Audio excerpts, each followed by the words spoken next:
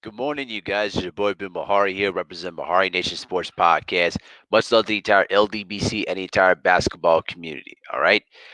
Tonight we have Game 4 of the NBA Finals between the Miami Heat versus the Los Angeles Lakers. The Lakers lead 2 games to 1, but the Heat are going to try to attempt to tie the series up at 2 games apiece. Bam Adebayo is listed day to day. Gordon Dragic is probably out for the rest of the series with that injured foot, but after the performance of Jimmy Butler of that great triple double, now we're going to see if the Heat can have and muster enough to tie up the series at 2-2, or will the Lakers put themselves in a 3-1 hole. So don't miss that tonight on ABC. And also, when the finals is over with, I will have basketball conversations on Friday nights at 9 p.m. Central Time. It's where we're going to discuss all the basketball topics, news, and debates, and everything else in between.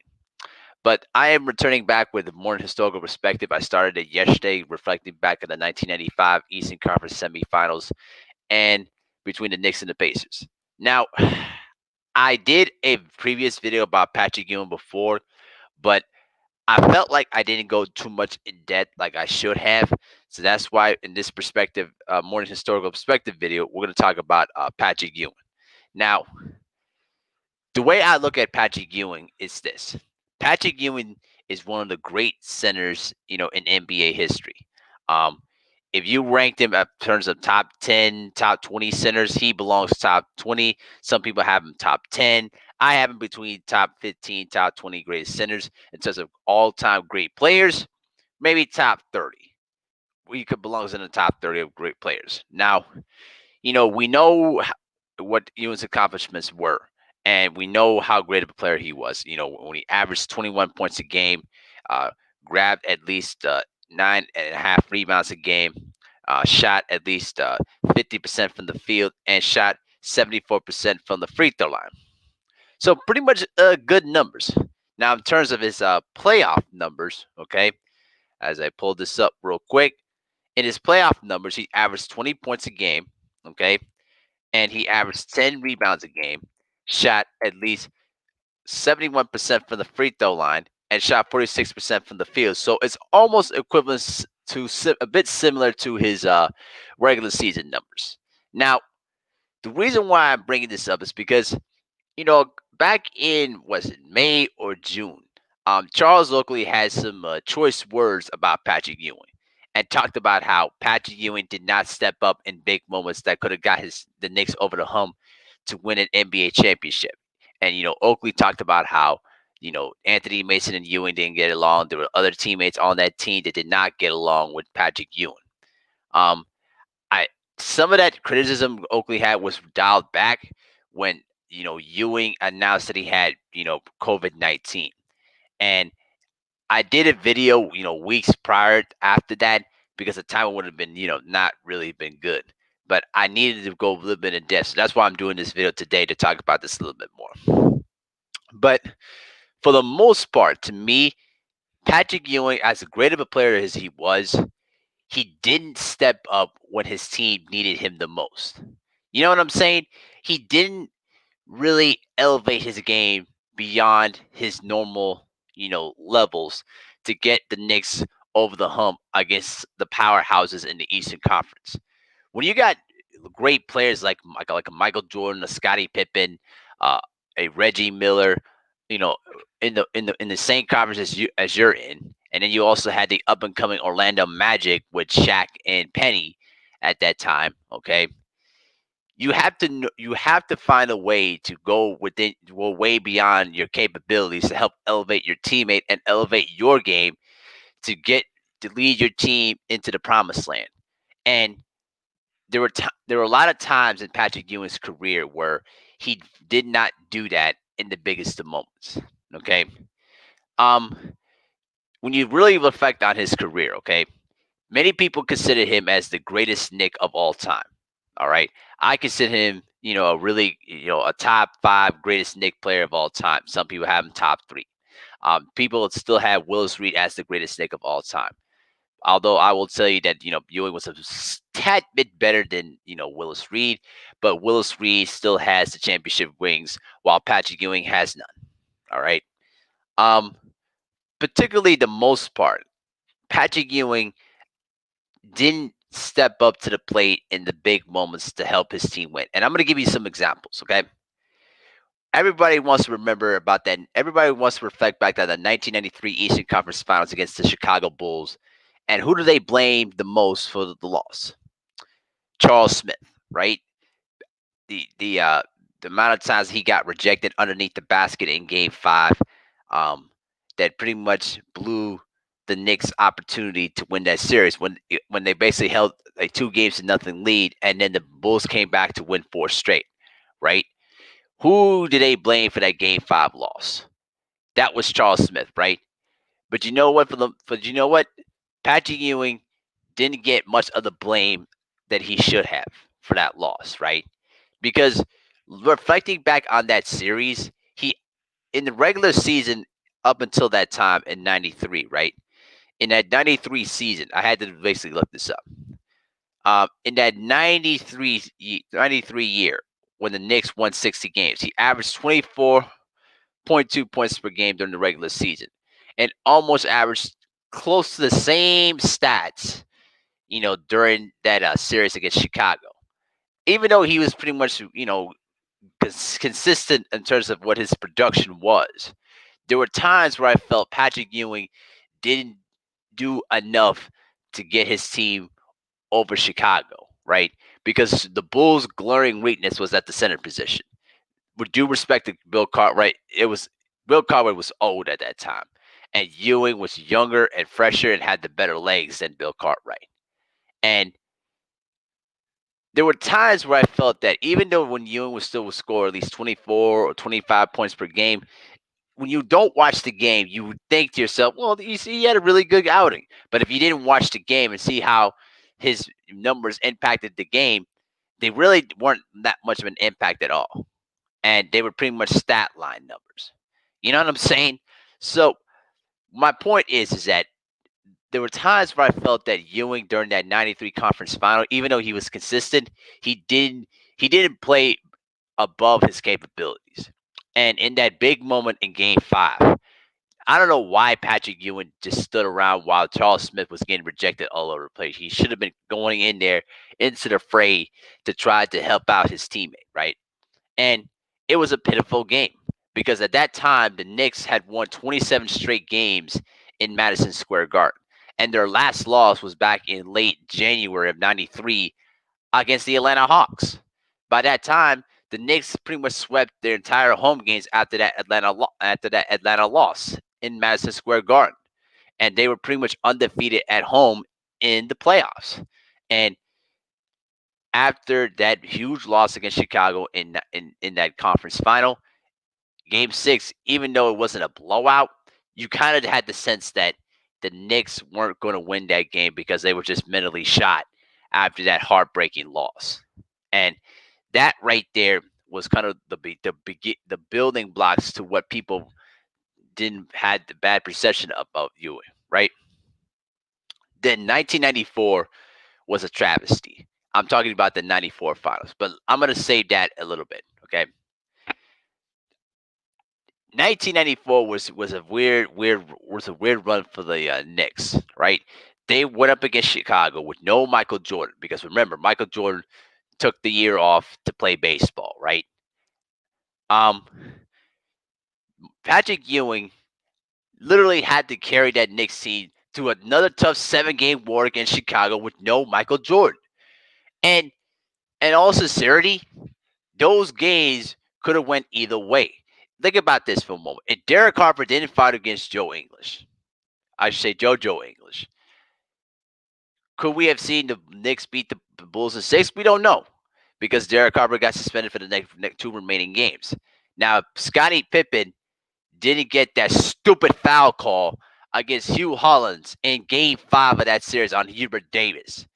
There's a good chance that the Bulls would have beaten the Knicks in Game 6, right?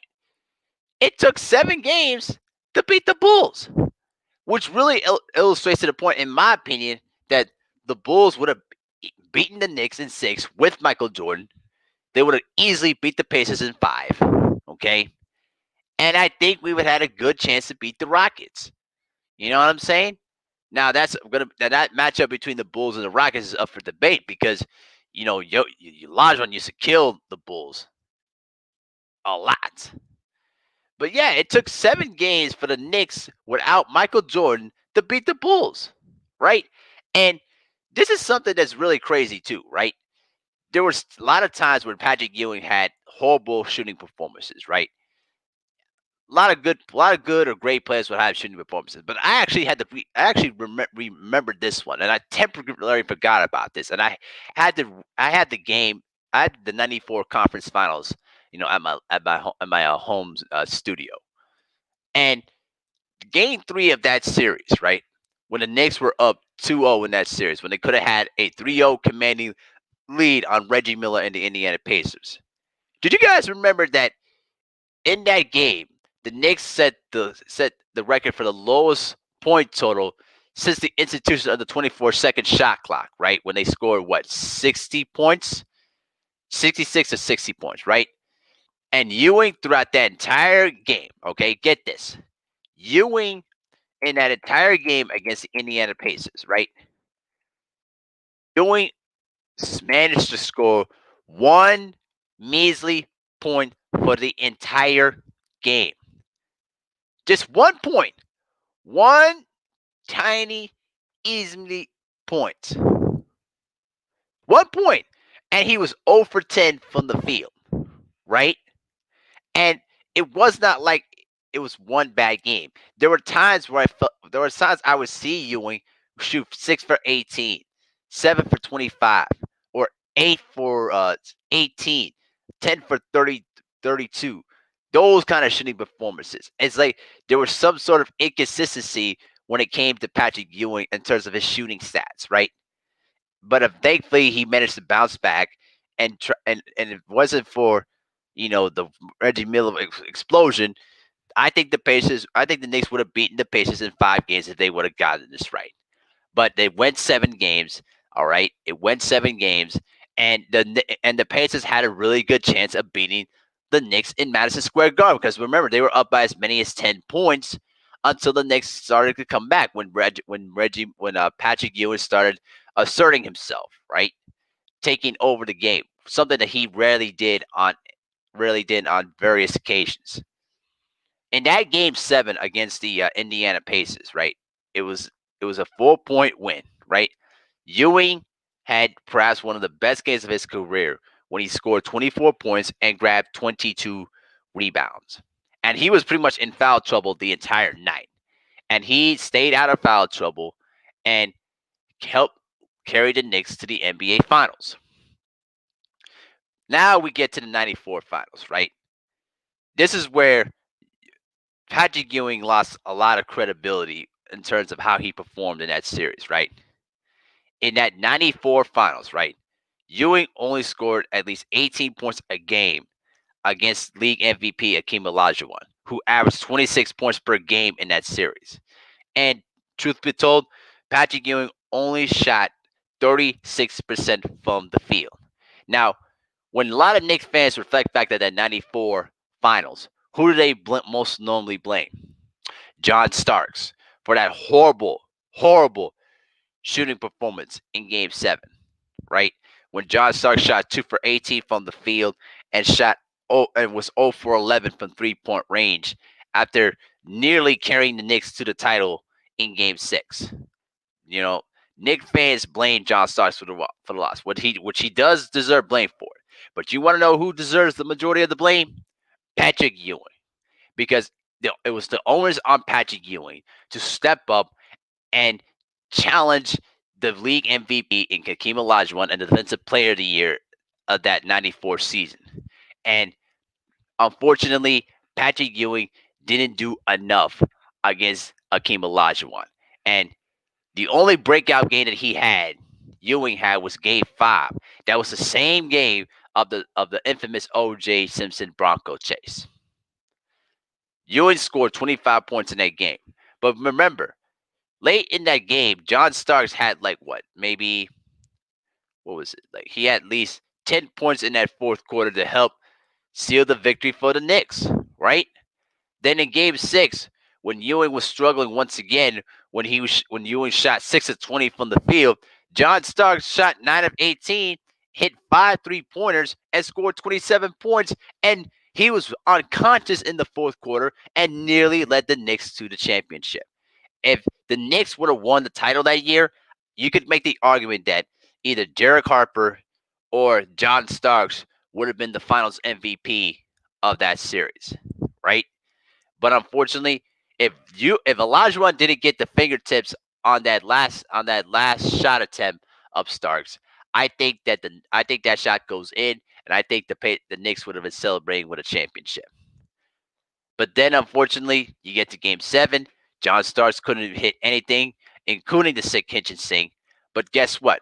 Patrick Ewing failed to show up when his team needed him, right?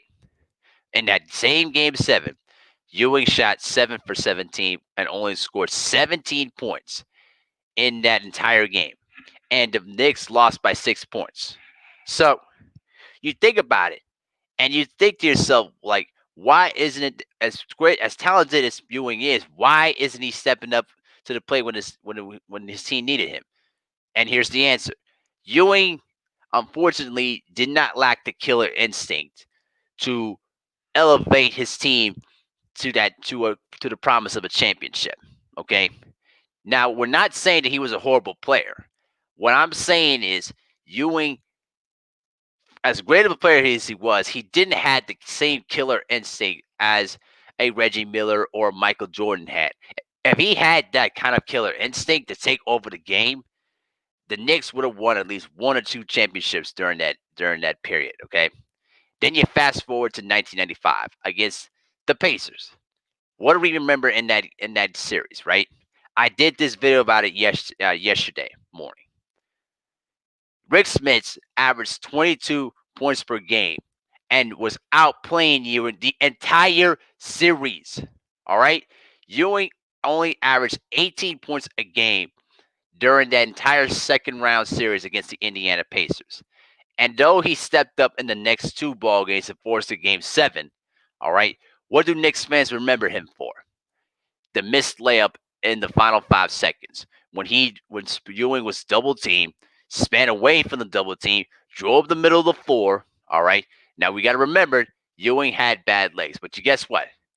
He drove the middle of the floor and did a finger roll layup that hit the back iron of the rim and it bounced out. Game over, series over. And from that point forward, fans started disliking Ewing and start calling him a choke artist, right? Now, when Pat Riley left that team in 1995, it was pretty much the end of their opportunities to win a championship with that particular group. And so I could understand why Oakley, feels the way he feels, in the sense that, listen, we had opportunities to win a championship and we didn't get the job done because of Patrick Ewing. Now, to that sentiment, I really understand. Okay. Now, is it some of that sort of animosity and bitterness against Ewing because Ewing and several other Nick greats did not stand up for Oakley in the whole James Dolan feud?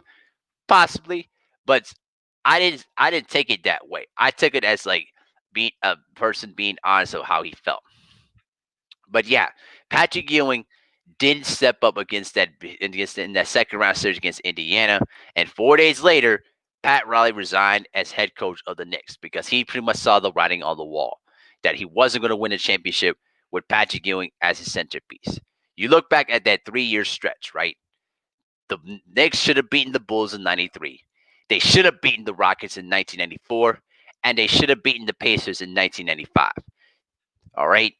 93 was their second best chance. 94 was their ultimate chance, and they didn't get the job done. Their third best chance was 95, and truth be told, even though they came back 3-1, they choked in game 7. Okay. And this is something that I always noticed about Patrick Ewing, in my observations when I watched him play.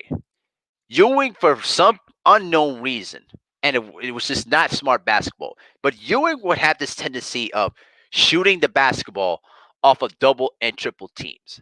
And what do you know? Anytime that when they faced against the Bulls, anytime when Bill Cartwright was matched up against Ewing, either Jordan or Pippen would come in from the weak side to either double team or try to block his shot from behind, right? And every time when that has happened, Ewing always get his shot rejected, or the shot would miss very, very badly. And it was a constant thing too. Like, it was not smart offense. Ewing had small hands. All right, he wasn't a good passer, right? And he would just take those shots off of double teams. And there were times where I felt like, with Ewing, he had so much advantages against other, centers, that he could take it to the basket against them. He could do some post moves, and he could overpower a lot of these centers. But instead, Ewing settled way too much for that mid-range jumper, for that 20-footer. And I'm a Bulls fan. And anytime I saw that, I'm like, hey, if he's gonna make those kind of shots to try to score 25 plus, we're in good shape. Because if Ewan decided to put his head down and create some havoc in the paint, that's what I was normally concerned about.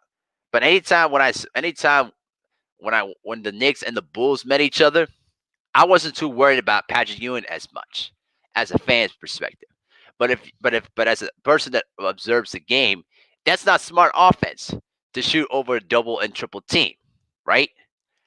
And the other thing too was is that with Patrick Ewing, the greatest thing about him was that he was a guy that played you know with his heart and soul every single night out on the floor. He wasn't a prima donna. He wasn't a guy that didn't play through minor injuries. All right, he played through all sorts of different injuries. Because remember, 1999, he played through a partially torn Achilles tendon until the conference final, when basically the Achilles tendon was pretty much partially torn, and it was pretty much he keep playing, otherwise his career would have been short. And it was not like Ewing, didn't display any excuses, but you know, at the end of the day, Patrick should have won more, right? And the other thing too was you rewind back to 1997 against Miami. If the successes didn't happen because of that crooked commissioner David Stern, rest in peace. All right. If they didn't suspend Ewing, Houston, Starks, and Johnson for game 6 and 7, I think that the Knicks would have faced against the Bulls in the conference finals, and then we'll see what happens from there. But it just wasn't meant to be. And so at the end of the day, you know, Patrick Ewing is still a great player, but like I said, there were many times where he didn't step up to the plate at the most opportune times to get his team over the hump. And all sincerity, anytime that I would watch the Knicks take on either the Bulls in the early part of the decade, then the Pacers in the middle part of the decade, and then against the Heat in the later part of the decade, right? I always thought to myself, hey, if Ewing kept shooting them jump shots, hey, we might have a chance to, beat them. And what do you know? Ewing kept selling for that mid range jumper. And on the occasion where he would take the ball to the basket, he was very successful of drawing fouls and getting to the free throw line. But he didn't do that enough. And that's what a lot of people had their criticisms on him, because he settled way too much on offense for that jump shot, instead of doing his thing of getting to the basket and creating havoc. That's where, unfortunately, people have their subjective criticism on. And so, for the most part, I agree mostly on Charles Oakley's assessment. All right, he's Charles Oakley, when he pretty much tells you what he thinks, most times is very, very truthful. Now, at the end of the day, this is not about me bashing on you, and this is just me displaying the facts to you. Okay, Patrick Ewing should have won more. He should have won. He should have had at least 1 to 2 championships on his resume, right? But there are certain players that can play above their capabilities, and there are some that can't. And unfortunately for Ewing in this case, he didn't do enough to get the Knicks over the hump and win a championship. And at the end of the day, that's part of his legacy, regardless of what people think or not. People think, you know. But he's still a great player. He's still one of the greats in the game. But there's always going to be that asterisk of that championship on his resume. Let me know what you guys think in the comment section.